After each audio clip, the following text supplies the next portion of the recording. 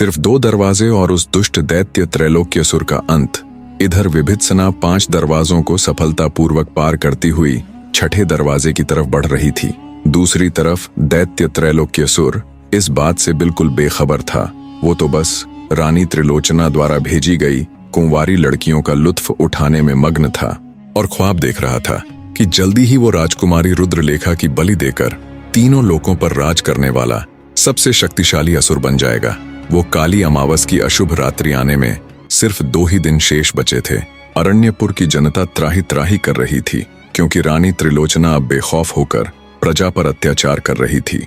उसने अपने सैनिकों को पूरी छूट दी हुई थी कि उन्हें जहां कहीं कुंवारी सुंदर लड़की दिखाई दे उसे उठाओ और भेज दो उस दुष्ट दैत्य के पास उसका आहार बनाकर। रानी त्रिलोचना को पूर्ण विश्वास हो चुका था कि राजकुमारी रुद्रलेखा के साथ साथ महासेनापति विभित्सना भी अब तक मर मिट चुकी होगी। उधर उस दुष्ट दैत्य त्रैलोक्यसुर के साए में रहते हुए राजकुमारी रुद्रलेखा का एक एक पल सदियों के बराबर बीत रहा था। पर अब भी उसके अंदर कहीं किसी कोने में ये आस बची थी कि उसकी सखी विभित्सना कैसे भी करके उसे इस दुष्ट दैत्य के चंगुल से छुड़वा लेगी। पर हर गुजरते पल, हर गुजरते क्षण, हर गुजरते दिन के साथ उस बेचारी की उम्मीद दम तोड़ती जा रही थी। 5वें दरवाजे को पार कर विभित्सना छठे दरवाजे के पास जाकर भी अपने वही शब्द दोहराती है, पता जादुई दरवाजे, क्या है तेरी गुत्थी? कोई सवाल जवाब या फिर अन्य कुछ।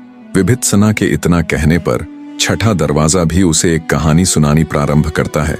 सुनो लड़की, ये कहानी एक ऐसे दुखियारे पति की है जिसकी पत्नी अत्यंत ही रूपवान थी। उसकी सुंदरता ऐसी थी कि बड़े से बड़ा ऋषि मुनि भी उसको क्षण भर के लिए देख ले तो तुरंत अपनी तप साधना त्याग कर उस सुंदरी के साथ एक साधारण सा सांसारिक जीवन जीने को उद्यत हो जाए।